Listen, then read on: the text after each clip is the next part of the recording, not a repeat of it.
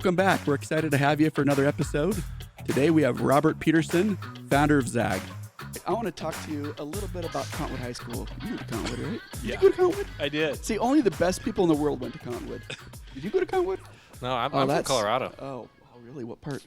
Durango. No way. Tiny town. I grew up in the woods. Did you really? Yep. No, that's probably why you like Survivor. I do. Yeah. I literally. Have you been to Durango? Either of you been to Durango? Sounds amazing. So I grew up at about 9,000 feet elevation. Wow. Literally in the trees in a cabin. In the trees. And, No yeah. way. And we had a wood burning stove growing up. Like I had to go out and get wood from the wood pile. 9,000 feet up is way high. Yeah, we lived way up in the I'm mountains. at like 5,000. I'm like, this is amazing. Yeah, yeah. But 9,000, that's like, So you got like luckily- a month of summer. They were rough winters. That is Yeah, rough. Yeah. But yeah, moved to Utah, came to BYU, so here we are. So this is easy. This is like the beach to This you. is great. I feel like I can run forever still. There's just so much. Well, there's so much oxygen down here. There's the advantage than golfing, right? It's true. Oh, yeah. Hit a ball. Good Probably Golfing. goes further. Yeah. In fact, actually, so I worked. Are you a golfer? Yeah, I am. So I worked at a club called Glacier Club in high school. Best high school job ever. It's the highest golf course in the United States. It sits at like 10,000 feet or something like that. Wow. And they have driving competitions off this tee box there that goes off of like a 150-foot cliff.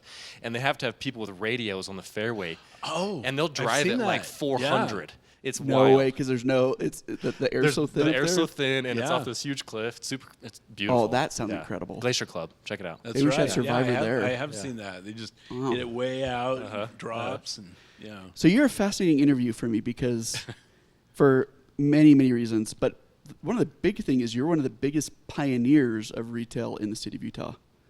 So we've got like, we were talking about this a little, off air, but 15 years ago, there were only a few notable national Utah brands. Right. You had, true. you had OGIO, Uh-huh. and then Zag, and who else was around back then? Skull Candy. Skull Candy, And yep. then iFrogs, which we actually purchased. That's right. And they were out of Logan, and they were growing quick. And so we ended up purchasing them for $105 million. Isn't that crazy? Have you ever written a check for $105 million? That sounds terrible. It's I don't crazy know to if there's think enough about. room Yeah, on that right. line. You're That's just a lot of zeros. Yeah. He has a pretty small handwriting. Yeah. 105 million. I'm just trying to imagine that little box that they make you write the I number know, in. as Oh, a company. yeah. But at the time, you're right. I mean, I guess we were kind of pioneers as far as retail for Utah. Well, national brands. you were, and that's what's crazy about it. So we're talking about now we got 50 national brands out of Utah. Mm-hmm. So, but it went from literally 4 to 50 in Yeah. 15 years. But those early ones were really impactful, and like you're saying, 3 of them came out of consumer electronics. Yes. Right. So Yeah. that was kind of that was kind of the initial phase where Utah kind of, hit the national mark. So Zag, tell us about the story of Zag. How did it start? Where'd you get the name Zag first off? Well, okay. So it's kind of a roundabout way because we were going to go public and we needed to raise some money. Yeah. And we already had been kind of going, and it's like, how do we go public? I didn't know. I'd never taken a company I know. How do you public do before. that? Yeah. And so we needed a 4-letter stock symbol. And the name of our company at the time was Protective Solutions. Oh, no And way. it, pretty kind of bland and just functional, right? Because it was the Makes invisible sense, shield. It was So you did it off the ticker. the screen symbol, so it was off the ticker. So it was kind of a Wow, roundabout interesting. because it's like I need a 4-letter ticker symbol No way. that we were going to go. And so if I did that, I want the website to be that, and I want the name of the company to be that. So I just started looking for websites that were 4 letters. No way. And so I came across Zag, and it was like $3,800 to buy it. And I'm like, I love it. When others zig, we zag. Yeah. That kind of a vibe. And then later on, after I did get that and the ticker symbol was available, at first I was looking at ticker symbols and I'm like, Shield, because our company was all about the invisible shield. Oh, yeah, and I'm like, for sure. Shield would be cool, like SHLD. And so I looked that up, and it was Sears Holding Company. Oh. So I'm like, okay, I probably can't get that. Can't get that ticker. I'm Yeah. ambitious, but probably can't get Sears Yeah. Holding Company's ticker symbol. And so we did Zag, and it was available. And then later I said, okay, it stands for Zealous About Great Gadgets. And so I kind of did a reverse, and people are like, oh, Zealous About Great Gadgets is the acronym. It's like, I did that later, but yeah, but that was, that was why it was to get the stock symbol. No way. Yeah, I don't think many people know that. No. See, this is the point of the pod is we find out information like that. Yeah. Right? Yeah. I mean, who would have That's thought? really cool.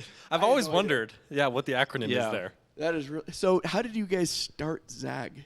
Well, so there was a young man that I'd been kind of his leader in the young men's, and Yeah. his name was Philip Chipping, and he actually would come to me with different ideas and from time to time, and what about this, what about that? Anyway, he had a film that was made for helicopter blades to keep them from getting chipped, and it was his Oh, no way. father-in-law that had access to this military-grade film. No way. And so he came to me and he goes, "This is really cool film. Like, what do you think about this?" And it's like, "Yeah, that is cool. That's awesome." And so it was his idea to actually put that piece of film on the back of an iPod, because at the time they easily got scratched. They were chrome. That's right. And you just scratch by almost breathing on them, you know. Oh, yeah. And there was actually a class action lawsuit against Apple for them getting scratched up so easily. Really? Weird. Yeah, and so it kind of seems frivolous, but people, you know, they're like, they paid $100 and something for this iPod, Yeah. and then it just got scratched up in a couple of days, and Yeah. like, what's the point of having Yeah. it be chrome?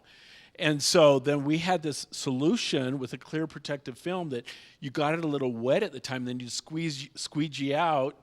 I don't know if you guys remember. Oh, yeah. So you squeegee out the moisture, and then it dried overnight, and then it stuck on it. The edges didn't come up, and it couldn't even tell it was on there. It was glossy and beautiful.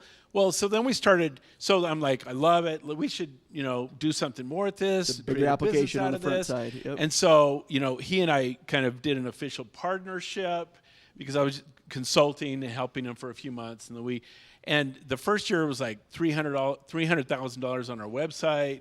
The next year was like $3 million, and No it just way. like took off and grew from there. So you started off direct to consumer. Yeah, so it was direct to consumer, and on our website we put out a press release at the very beginning, saying we have a solution to the iPod getting scratched, and Holy cow. it got picked up nationally, and we actually had Boy Scouts in our neighborhood helping to put little packages together in kits no with a business way. card and in a little fascinating. plastic bag, and so it just kind of starts, right? And That then is incredible. The website kind of.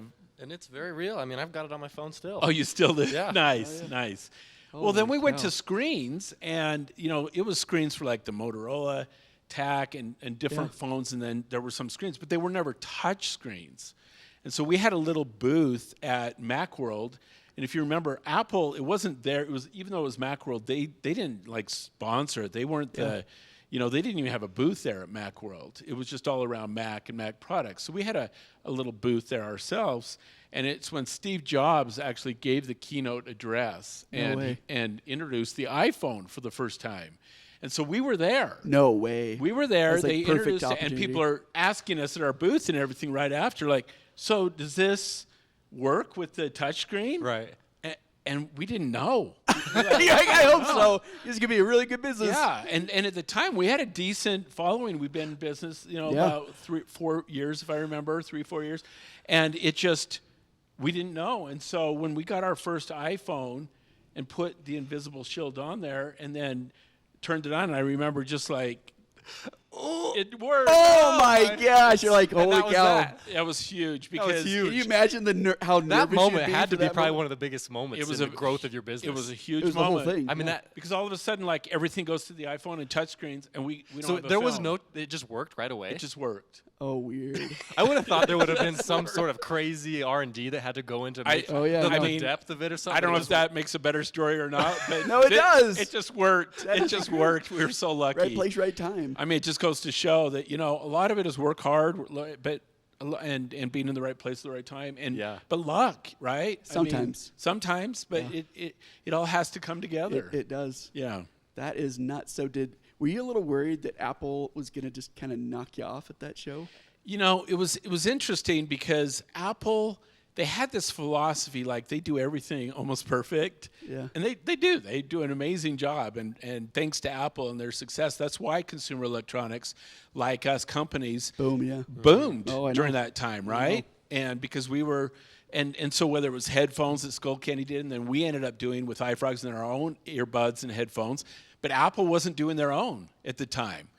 And then or screen protectors, they weren't doing their own. Or later we ended up doing a ZagMate, which is a keyboard case that you put the iPod or the Pad? Huh? The iPad? The iPad, yeah.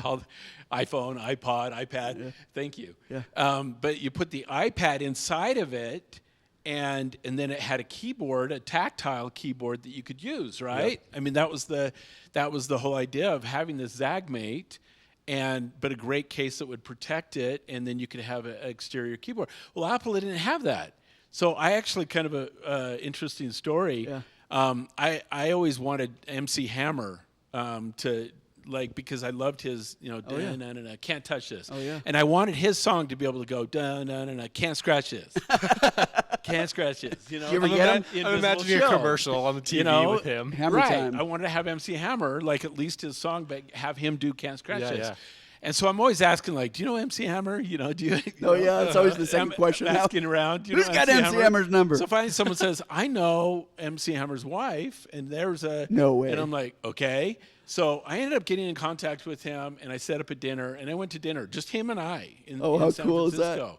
And he became a friend, a bud. way. And so he agreed when the ZagMate, by the way, I couldn't use that song because he didn't even have the rights to it No anymore. way. So It was like the studio owned it or something? yeah, well, he had to sell it and all that. And Oh. so he didn't have the rights to it. So that didn't work out. like the Taylor Swift But, drama. you know, talk about But talk about a pivot, right? He should have done his own recording like Taylor Swift. That's what you're saying, right? Yeah. Yeah. But we pivoted, right? It's like, what else could he help us out with? How can I help you? That's he's asking, you know, how can I help you? Yeah. And I'm like, I have this ZagMate, new product, and I'd love to get it into Apple.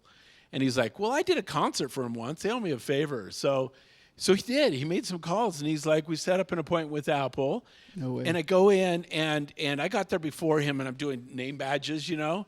And they go, you know, name. And I go, Hammer. I'm doing his, you know, I did mine Robert Peterson, but his is Hammer. And they go, first name or last name? I go, it's both. It's just Hammer, just Hammer. both.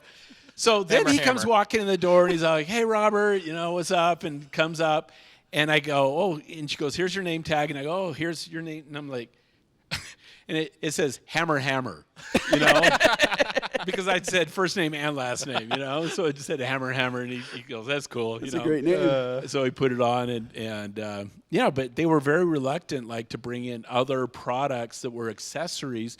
So we kind of, you know, we went off the success of Apple in a lot of ways for all those years, but they didn't necessarily compete with us, to answer your question, directly. Like we set up a lot of kiosks outside Apple stores in the malls, wherever Apple stores were, to be able to put on an invisible shield for someone. Oh, yeah. Yeah. And then physical stores we started setting up. So we had over 100 stores that we were setting up everywhere, and a lot of it was a derivative of Apple. I was going to say, you have you have a lot of stores right now. I mean, Yeah.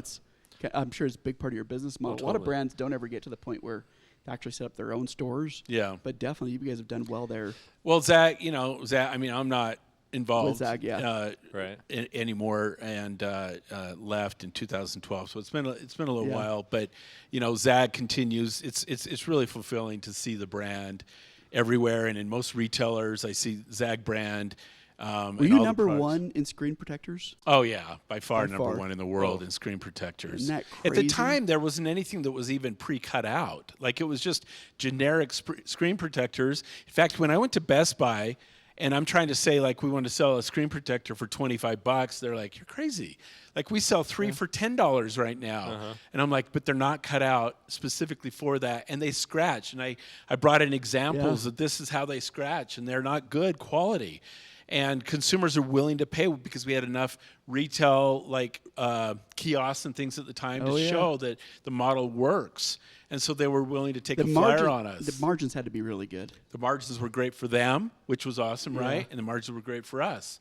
And so it was Keystone, and they were able to make great margins. And they, you know, Best Buy, which was really, they're the ones who opened up the floodgate of all the retailers. Yeah. And it took a year to get into Best Buy. Oh, yeah. I mean, from first conversation to, and then they will let you do 3 stores. And it took a lot of convincing. And our whole idea was like, have the Geek Squad do the installations. And they're like, that'll never happen. I mean, do you know how many times I've heard, not just at Zag or with, it's like, that'll never happen, or that can't happen, or we've never done that before. And to me, those are just like, I love to hear that. Like, it's never done before. Best Buy's got a good campus too. So what Best Buy's great. is that your favorite campus in or what- Minnesota? Yeah, They went there, spent a lot of time in Yeah, a lot Minnesota. of- The winters, it's like 50 below with It the is wind for- chill. So those literally were my coldest days of my life, is going up to Minnesota, and you'd hit up a few places up there. You'd have you'd have Super Value, you'd have Target, Best Buy. Right, they're and headquartered there as well. I Right. felt like I was going to die the moment I got out of like the terminal and went outside. I was like, how do people live here? No, Yeah. that's exactly. I It was don't so know cold. how they live there. They must just, their bodies mutate to form I know, it was amazing. like your eyes would freeze open, or your Yeah. teeth. You can't smiling. breathe in too Like, much without yeah. hurting But your lungs. they got 3M up there. They got so many good companies That's in right, Minnesota. yeah. Big fan. So do you remember like your favorite category manager or favorite retailer that you're like, these guys are legit? Bruce Whitney, a couple of these. You remember these buyers? Was he like- Best Buy? Yeah, Bruce Best Whitney? Buy. Yeah. Yeah, but Target. I did a lot of business in Oh, yeah. Target over the A lot years up as in well. Minneapolis. Yeah. Yeah.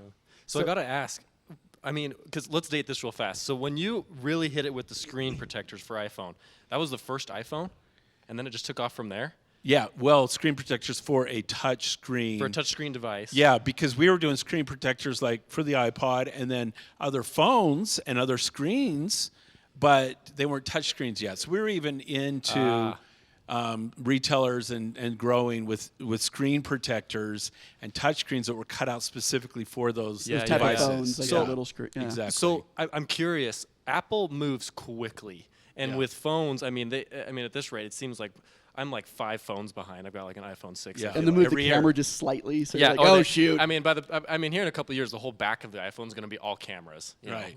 Oh, I know. But it's how every did year, you- right? You have how to did have you an keep update. up with those changes yeah. so often? Hey, sorry, just a minute here. I just want to talk to you a little bit about our sponsor, Volcanic Retail. As a retail buyer, you need to be on Volcanic Retail.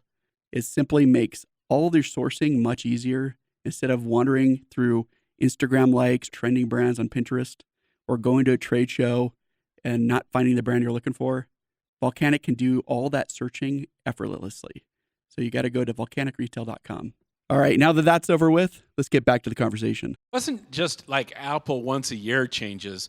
This is why we became so valuable to Best Buy, because you have all the Samsung phones and all Oh, of the yeah. other Apple iPhones that there's just a lot of them. And they were competing at the time. They were coming out with new phones like every month and different makers. So we were doing screen protectors and whole body protection. You put all the pieces on the phone all the way around it. No way. And we were doing new ones like every week. Oh, no so many way. SKUs, bro. And Probably. filling retail channels with that. So Best Buy loved us. Holy cow. We had a whole wall like 30 feet long in Yeah. Best Buy at one time. No. Well, I Yeah. remember way. going into, you'd go into an AT&T store, and Yeah. you'd have entire Zag wall. Oh, yeah. Same thing. Oh, yeah. You know. Right. AT&T, Like, whose Verizon, store is this? Sprint. A Zag store? What is going on over Yeah, here? it kind of was. It was amazing, Yeah. right? Branding So what and- got you to parlay over to headphones?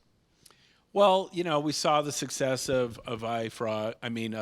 Skull Candy, Yeah. and iFrogs was kind of competing with Skull Candy. Oh, yeah. And they were out of Logan, and I met them at a show, and they were great guys, and I'm like, these guys could compete this brand if we own this brand with Skull Candy, and Skull Candy was kind of like a friend of me. Like I loved them, I admired Yep. what they were doing in They're the retail local, space, yep. but we were competitors. Yep. But I got to be friends with Rick and Jeremy and those Oh, yeah. guys, and they were great. But I just really admired a lot of the things they were doing, but obviously very successful in audio. Yes. And so why not add audio? So we created a whole line of Zag audio, and it was Zag branded. We had iFrogs branded. The nice thing about buying iFrogs is because they were the low end, low price, and they were already in Walmart and doing really well in Walmart. Interesting. And they were growing quickly. And now they were getting into Best Buy as a lower price. And I was kind of like going, okay, they're starting to infringe on our space. Yeah. But Zag was more of a premium, higher end price brand. Oh, interesting. So is iFrog? Is that what Yeah. it's called? Were they mostly in-ear or were they? There they were had some over the ear. Okay. as well, like Yeah. Skull Candy outer and in ear, and Sure. we started doing our own as well, and yeah. Holy cow, that is Yeah. so cool. So tell me, you've got a family, a really dynamic family. I mean, your dad. I remember meeting your dad one time. I wanted to go do Del Sol in Yeah. college, and go live in some Oh, an amazing internship for beach Del place. Sol. Dude, Yeah. I was absolutely in love. So I went in there and I remember just emailing your dad, and he was so nice. He's like, "Hello, Yeah. superstar." Like I was like, "Holy cow, who's this guy?" I'm like, I'm That's some, my dad. some 23-year-old Yeah. kid or something. We like called him Captain Bob. Captain and, Bob. He's Dynamic. passed away about 6 years ago, and just miss him Oh, tremendously. And growing up, he was just such a leader and just such a great man. He was tall. I'm 6'3". He was 6'5". Big guy. And they called him the captain down at Lake Powell. Someone asked, we had a houseboat. We were partners in, and all the kids and grandkids kind of weird, and they're saying, how come you're telling us everything what to do, and how come you have all the answers and stuff, and we have to kind of one of the grandkids is pushing back a little bit, and he's like, it's because I'm the captain. I'm the captain now. And from now on, you can call me Captain Bob. Oh, that is a classic. And so he picked up on that, and if you even on his tombstone it says Captain Captain Bob. Bob. Yeah, everything's Captain. oh, that's Captain legit. Bob. Yeah. Oh, no way. So tell us about your other brands. So, do you mind, Jeremy, if I just on Have at Captain it. Bob? Yes, you let's were do- talking absolutely. about brands, same Yes, thing, family. absolutely. So my brother Jeff and I were kind of the entrepreneurs and picked a lot of that up from my Yeah. dad, right? Yeah.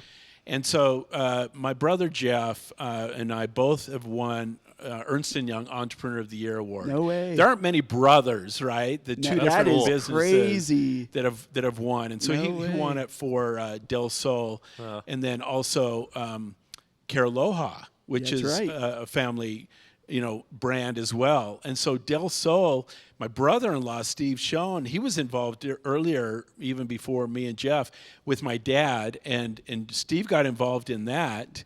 And I was doing seminars, traveling around doing seminars and No speaking, way. things like that when I was young. And Steve ended up one of the companies we were representing. That was what ended up being Del Sol. No way. Yeah, we were presenting like startup home businesses that you could do, and that was one of the color change businesses, and it was heat activated at the time. It wasn't Yeah. sunlight UV activated. Right. And so that was the genesis, and started with Del Sol, and then Steve got involved in that with another partner, and then he needed funding, so my dad got involved, and my dad said, well, if I'm going to fund, I want Robert to get involved, and he can run sales and marketing.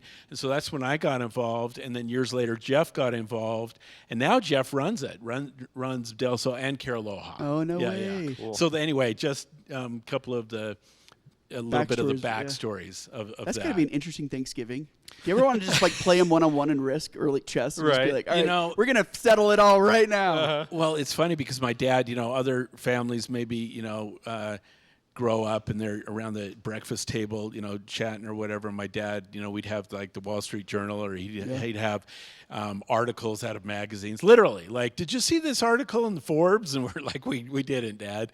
And he's like, it's great. You gotta see it. Setting up competition early. Yeah, and he cut it out, and it just kind of, I don't know, Jeff and I just really kind of glommed onto that. Oh, that is so cool. Yeah, but it's amazing the power of mentorship, right? Yeah, and that's very true. And having learning principles, and to one degree, you go, we're lucky, or whoever is like to be born in circumstances, or to be growing up around, or Yeah. people. But in the end, it's like these are principles that everyone can learn, and they can be learned, and so surrounding yourselves and putting yourself in situations where you can learn these things, and surround yourself with good people, and being able to just learn from the best. And that's why I really admire, this podcast you're doing, and Silicon Slopes, and the whole idea of putting this together, where you're going, you need a community. You do. And how can you learn from each other You and absolutely benefit do.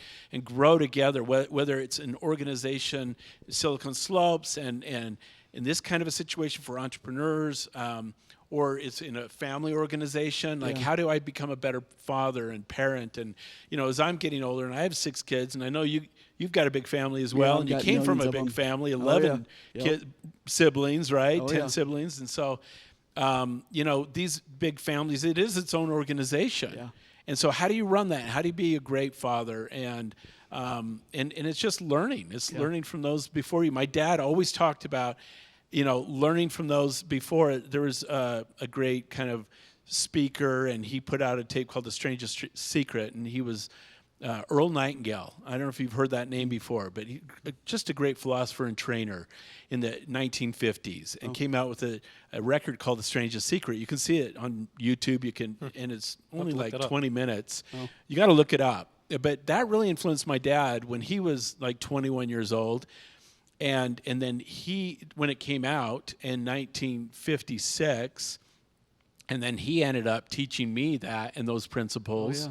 And then, then I try to pass that along and teach as well. And in fact, I love just working with youth and startup businesses. So your kids, are they interested in entrepreneurship? They are. In fact, I have a son that has his own little window washing business. He's 19. Oh, That's good awesome. for him. And he's just growing, and it's so fun to see and Good be for part him. of. And I have a daughter, that's Matthew, and then I have a daughter, Kaylani, and she's a videographer, and she is a successful videographer in the Salt Lake area and does weddings and no all way. that. And that, that kind of gene and that teaching, and just, you don't have to be an entrepreneur. You can be an entrepreneur and have a job and work for a company and just be creative and do your best. But it's the same positive mentality that, why not? And anything's possible, and I'm just going to do my best, and I'm going to focus. And obviously work hard is a huge part of that, but it's like working smart, So tell me a little bit about where do you see the white space being in retail right now? Is there like a specific category or channel, whether it's CE or somewhere else, where you're like, okay, I see that this is a need coming out, whether it's everything's becoming a global economy, or whether it's just a specific trend, or maybe it's just the Stanley Cups like everyone else. Yeah. Where do you see it happening? I don't know. Retail hasn't changed a whole lot, kind of 20 years ago. And, when I kind of started, I'm like, 57 now. And so, 30 years ago, when I got involved in Del Sol and retail, it hasn't changed a whole lot, where you have physical stores. Yep. And then what has changed, I guess, is the online presence. And even when I was involved in that and delsol.com in the very beginning and introducing retail, and I mean, at the time it was maybe 5-10% of business, and today it could be 25, 30, 40% of business. And the cool thing about retail, which then translates back to influencers, and how do you get people to your website? That's right. What kind of websites do you have? And so it's changed in a lot of ways, but you still have physical stores and you have online presence as far as that ultimately buying a product. What's changed a lot is the marketing of how you get to those products, how you find them and how you embrace them and tell others about them. That, I think, is what's changed so much. And you have to be able to adapt to that, the marketing. And that's what I love, is the marketing of that and the marketing of retail. In fact, I've consulted a lot over, since I left Zag, and I was pulled in to be CEO of a little retailer that was a light up case, which I partnered with Kim Kardashian at the time. Wow. And, this Mormon boy from Utah, partnered with Kim Kardashian. Who would have thought? That's a oxymoron. You never know. That's an oxymoron. Yeah. No, but she was great, I have to say. And Chris, her mom, everything, they were great to work with. But, I have consulted with different brands and different things like that on the retail side.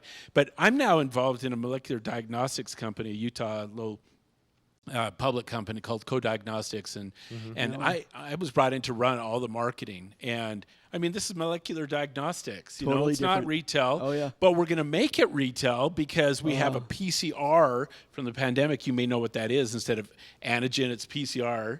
Where polymer chain reaction technology, where it's like so complicated yet simple, where it's high quality, high tests that are actually accurate. So COVID testing, which actually then transitions, and we have a multiple of menu of tests coming down the pipeline, that you could have one of these in your home. It's very inexpensive because laboratories have this PCR equipment, but it's like $15,000, $20,000 a pop. Right. We've made one that's going to be less than $300, No way. and it's going to cool. have tests that are less than $20. No way. And you could test for flu, RSV, Oh, that's huge. strep, Instead right? instead of going to the Instacare and Exactly. Wow. And so, so it's kind of an interesting retail play because now we're going to have to market this where it could be in every home. oh, that is interesting. And so, but I'm heavily involved in a very, highly regulated medical device company. Yeah. And that's not my background. But guess what? I'm kind of into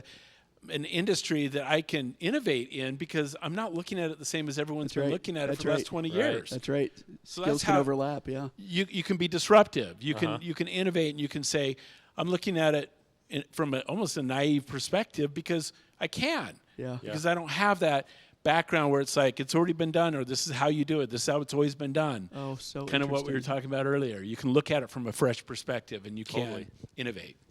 So what's been really cool to watch is like the coming about of like Kickstarter and Indiegogo and brands that didn't come out with, it's so expensive to start a brand. It's ridiculous. It is. You have to create all the inventory and everything else.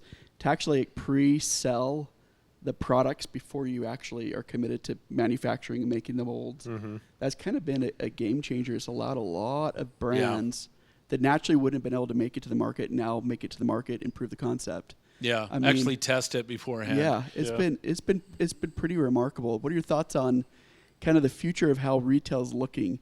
I mean, as far as crowdfunding and everything else. Yeah, you know what? It's not going away. Products aren't going away. No, they're not. And I remember when I'm going to do two-hand here. I don't know if that's allowed. No, you know? can do I'm going to two-hand. be innovative. It's been known before. Right. As long as you're getting serious. I know. right. It's like a singer, when they two hands like There we they just- go. They're digging in. There it is. Just go for it. But I remember working so closely with Best Buy and Sean Score, who was president of Best Buy Mobile, and we became friends. Yeah. And talking to him because at the time they were kind of saying, retail's done, Best Buy's done. Big retailers, big box retailers are out, and it's all just going to go online, and that's it. And there was kind of a scare and there was. wondering like I what's know. going to happen, right, with Yeah. retail, and Oh, yeah. and it's not Well, hasn't gone away. They went innovative and they started doing appliances and everything else. Yeah. I mean, they and just so they the whole just adapted Best Buy well. Mobile, smaller locations, but in the end, people want to feel and touch and see products. Yeah, They we're want to social experience social them. beings, right? We are social. Yeah. We don't just beings. want to just It's go the hit the senses. purchase. It Yeah, is. It really is a sense. And- That will and- never go away. Yeah. And as much as like Amazon is so convenient, right? Is awesome. We get an Amazon package every day. It's like knows my wife best. Hey Kim. And like Soon they're going to be landing in your driveway. right? right. And they're just going to That's drive. gonna be weird. Oh, it's However coming. it comes, but we're going to get products one way or another. But if it wasn't for the easy returns with Amazon, I don't think it would be because people like to experience it, and so they're kind of almost experiencing it after buying it, and then they touch it, feel it, experience it, and then it's like And then decide. return it. And the returns are so easy. That's what makes it work. Overstock has crazy good deals on furniture, outdoor living, rugs, jewelry, decor, and more, all at 30 to 70% off MSRP. Shop their site and unlock an extra 10% off your order with promo code RWG10. What was it like negotiating something like a big contract like with Best Buy? Because I mean, every little point that you're negotiating, is literally like millions of dollars. I mean, you're talking about like buybacks, Terms, everything. yeah. I mean, so Yeah. tell me about that whole experience. You got to surround yourself right with good people. Yeah. And you always hear like be the smartest one in the room, and I don't agree with that. I think you don't want to be the smartest one in the room. Well, I'm good at that. No. I mean, you want to surround yourself with people who are really good at their aspect of whatever it is. That's right. Yeah. They're very good at that and better than you, and that makes you better and makes you learn. And so I had really good people involved, whether it's attorneys or consultants or just people within the company, employees that were good at what and give good advice. Ultimately, if you're going to run it, if you're the CEO, and you have to have some kind of a compass, some kind of an innate be able to make decisions, because you don't have a lot of time to make decisions many times. You have to be able to make decisions fairly quickly and not Right. ruminate for months, even weeks, and sometimes even not even days, Yeah. where it's like you make decisions and go with it. And as time goes on, the more you learn, the better you get. You go, okay, those were good decisions. Well, and hopefully the bulk of it, were Well, good decisions. positive ones. Yeah, we're positive. Well, your growth was really quick. So did you rely mostly on investors, PO financing? What combination of everything? What did in the guys do? beginning, it was our website that gave us some cash flow. That's right. And so that was really great. And then, and then we went and did a raise. We were supposed to raise $5 million, and go to New York City and do the little tour and raise some money, in conjunction with going public, because we didn't have the big ta-da going public. We went public early on. Oh, interesting. OTC. Bulletin board, and then we graduated eventually Oh, to no the way. NASDAQ. I didn't know that. And became a Russell 2000 company, and then we were kind of the darlings, but we didn't start that way. Oh, So we didn't interesting. have where we could even raise money very easily, and that's one of the reasons I wanted to go public. One was to be able to use it as collateral or currency to raise money, and the second one was to give stock and ownership to my employees. Oh yeah. And so we took 10% of the ownership of the company, and which also came from me, to be able to give to the employees for getting us there to that point, and give them incentives. So every employee, and every year we gave stock options, so every employee was an owner. So when we would ever have an employee meeting, whether it was once a week or once a month in a bigger way, it was like a shareholder. It was an owner meeting. Right. Yeah. And it wasn't like accounting, how can you cut costs, and sales and marketing, how can you increase revenue? It's like everybody, how can we raise revenue? That's Everybody, how great can we cut insight. costs that are redundant or that aren't working? Smart. We were all owners, and everybody thought like that. And there were many years that they were making more money from their stock and stock options and grant awards from the company than they were in their salaries or bonuses or even combination. Many years like that. Given the type of product you are that you had initially with the screen protectors and the price point and the weight of the product, I'd imagine you probably did pretty well with international distribution. Is that right? We did. We ended up getting in with some retailers that had international distribution. Oh, and then I actually started targeting, because every country, as you know, every country has its own retailers that are huge that may not be in America at all. That's right. Right. You take the top 5 out of 10 retailers, and they have no presence in America Oh, whatsoever. Yeah. And so how do you get in with those? So finding the right distribution partners, distributors of those countries, and then you have some regulations and then languages, and you got to change everything. It's very expensive. Did you require the distributors in those countries to actually take a percentage out for advertising when they negotiate a deal with you? It'd be like, okay, well, you're gonna have to spend at least 5% of purchases through advertising. We did later on. In the beginning, we didn't. In fact, we gave away some exclusives for countries Did that you? we Pretty probably early on. shouldn't have. Yeah, That like, were oh, already- Germany, shoot. Oh, no. Yeah, we're not in Germany. Sure, take Germany. UK, whatever. It's like some small mom and pop guy. Like, okay. In fact, I went to Dubai, and this ties into what we were talking about earlier, not having funding. Yeah. And my first time in Dubai, because I just went last month, actually went back. It was cool to go back. Oh, cool. No way. What an amazing country, Oh, yeah. Dubai, or city and everything, that whole area.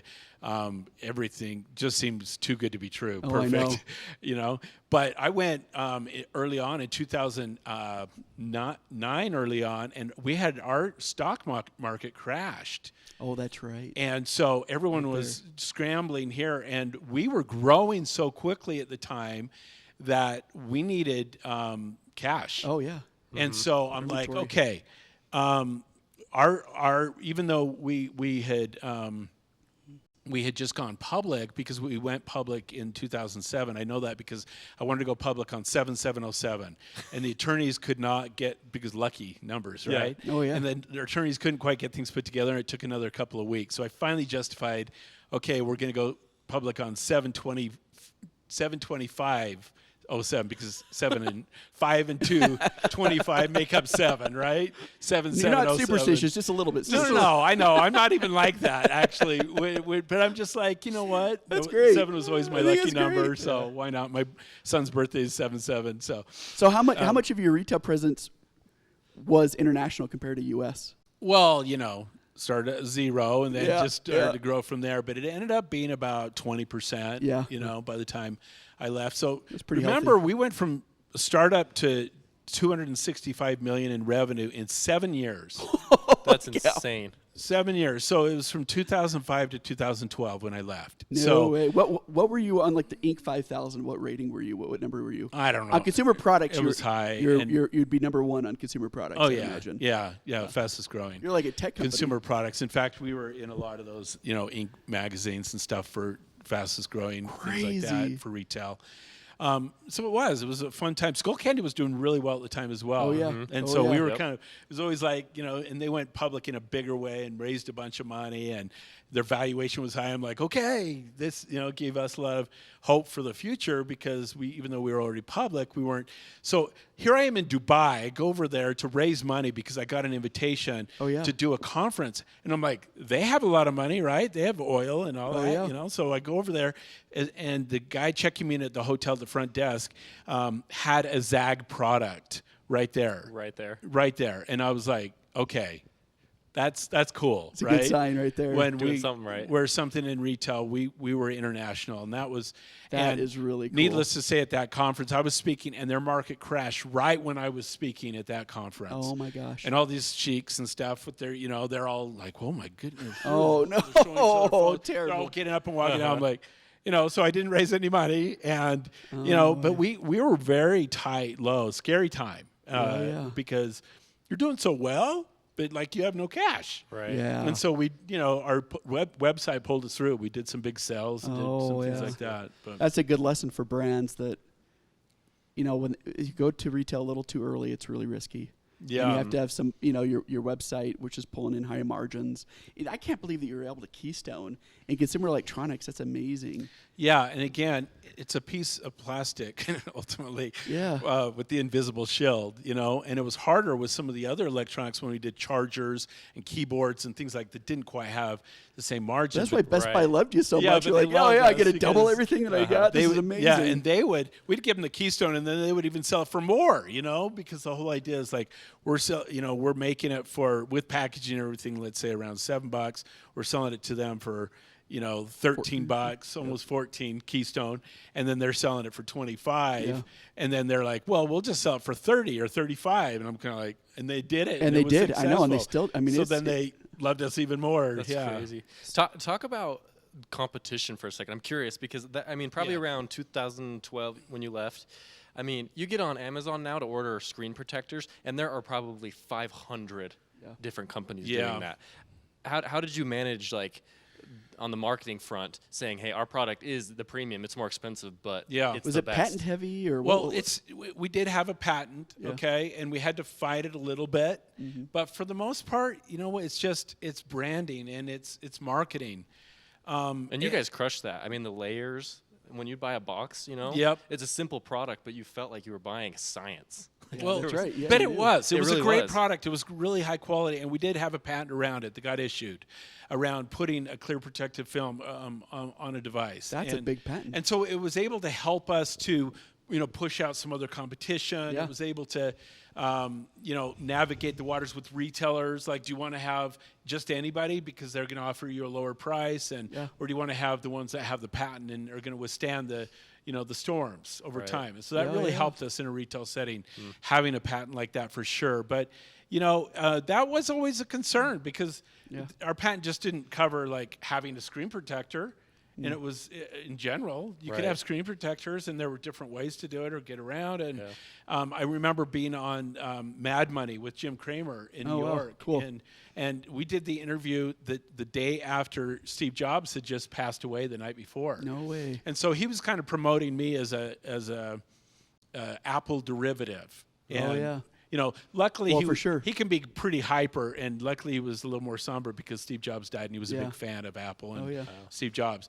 And he was promoted as an Apple derivative, but he was all of a sudden he started throwing in, but you can buy screen protectors, and they're so common, and they're going to come in and kill you, kind of a thing. What do you think? And it was that similar idea, but that was like early on in Zag, and it just kind of kept going and taking off from there because you had a presence, you had the marketing behind it, and you had the retailers and the distribution, and ultimately that's going to outweigh everything. Right. That's the question is in consumer electronics. I mean, which is more important, or to what percentage is one more important, whether having a patent or getting speed to market? Well, I think a patent is important for the reasons we just talked about. Yeah. If you can, right? Get Yeah. the patent. But I had a patent with another company that I was involved in, and we spent millions of dollars trying to defend this patent. We had a great patent. That's right. But we didn't have the money for the marketing and to do everything else we need That's because right. we were spending so much money on the That's legal right. side of it. It's only a patent's only as good as So the if I amount of had- money you're willing to spend to defend Yes. it. So if I had to choose, I would go for first to market or fast to market and Yep. effective marketing. I would go with marketing over patent. Oh, that is fascinating. Interesting. So tell me, what is a brand in 2024 that's doing it right, that's kind of caught your eye? Ooh, that's a good question.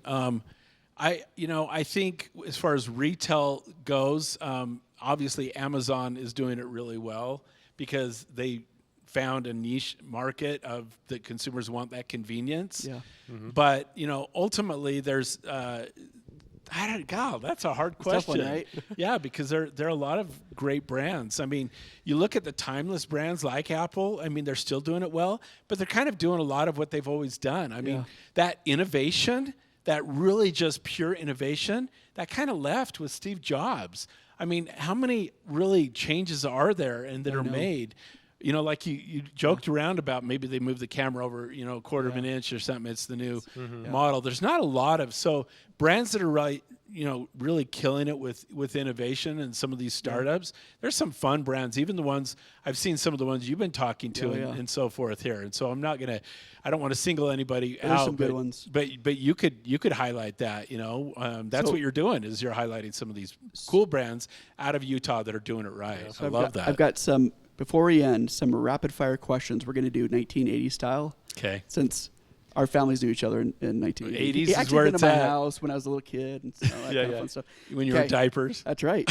That's right. I had I'm to glad say some that. things had changed. And then you got older. So, favorite 80s sugar cereal? Oh. Or you could still be around. I still love Lucky Charms, but Cocoa Puffs and Lucky Charms is amazing. Lucky Charms is amazing. I like going to your house Yep. because your older brother, we were good best friends, Yeah. and I loved having sugar cereals because I wasn't allowed to have I sugar know. cereals in my house. And I love the fact that you you had go to sugar his house. cereals. We were talking about this. They would be gone in a day because we had 11 kids. But it's not because of the 11 kids. It's because the smartest kid would hide the box of cereal in a cupboard where no one else knew. It was gone. But, Lucky Charms, you can't go wrong with Lucky Charms. Yeah, but It's a good one. But your brother Doug would say you have to. The next day I'd be like, "Hey, can I have some of those Lucky?" Oh, they're gone. Oh, they're gone. he's I like- think he was lying to you. I think he was holding out. Maybe he was the one hiding. Yeah, them, that's right. He's like, oh, these things But he's are like, gone. if you want it, you have it now because Oh, in our that's, house everything's gone. Oh, Like, that's within hilarious. Minutes. Yeah. Who's your favorite NBA superstar in 1980s? Oh, Jordan, of course. Jordan was amazing. Yeah, it was hurtful when, he was the one that single-handedly beat the Jazz those 2 years in the finals. Oh, yeah. That was bad with for him. Russell, but he pushed him. He did push. He pushed him. I think he's even admitted to that, hasn't he? I was there. I was at that game. Were you really? He pushed He him. absolutely Yeah. pushed. He definitely pushed. Jordan, even to this day, the funny thing is they asked him, if you played today, yeah. and all the superstars of, Kobe and LeBron and, whoever, the top, couple of today, would you win? How would that compare with, take Magic and Oh, yeah, him Larry and would you win? And he goes, well, I don't know, it'd be close. And they're like, really? You think it'd be close? He goes, well, we're in our 60s now. I love that statement. So we're- Amen to that. yeah, I'm an we're, 80s basketball fan. I love that one. Yeah, but Jordan. Yeah, Okay, for sure. best rock band of the 80s. I love YouTube. YouTube. U2 is timeless U2. for me. In fact, I just went down to the Sphere Oh, yeah. with my wife. Is it amazing? It's amazing. I want to do that. yeah. Everything more than what I even expected. Talk about technology and just blowing you away, and the music and U2. They were at their best. They did a great job. That's So cool. U2. Okay, final one. Favorite movie of the 1980s. Oh, that's a That's hard tough, one. right? Okay. You almost want to spit out 10 of them. Oh, there are so many good ones. you know, I have a good group of friends from high school, including your brother, Doug, that we're still friends to this day. cool. And there's about 7 or 8 of us that we still communicate like all the yeah. time and get together, you know, at least 2, 3, 4 times a year. Is ET on the list? And well, of course ET was, but that's not what I was thinking about. okay. What I was thinking about is Ghostbusters. Yep, Ghostbusters. Because it just kind of hits home, but we're gonna go to the Ghostbusters. That's right. You know, The new one. the update, the new one. But that's what I was thinking of. But oh my gosh, there's so many good I'd ones. say Dune. The old Dune. Oh, The old that was Dune? good. The old Dune is wild. I love The the new new Dune's one. incredible. The new one. I got to see that. They I did was it a right. big Karate Kid fan, so yeah, good too. that was love pretty Karate good. Kid. Oh, you're awesome, man. Dumb Thanks. and Dumber. Dumb I don't think maybe that was a that little was- yeah, later. that that was was the the 80s. 80s. That was so good. Yeah, we though. can't count that. But Okay, that, sorry. That would have made it. Scrap though. that. It would have made it. Though. Edit it. Well, thanks for coming on, man. Yeah, really thank you. appreciate This has it. been Thank fun. you. Super, super cool. Wow. And obviously, all the success in the world, and looking forward to seeing what you're doing with the new company and everything. Thank else. you. Thank you for having me. Appreciate it, guys. You take care. All right.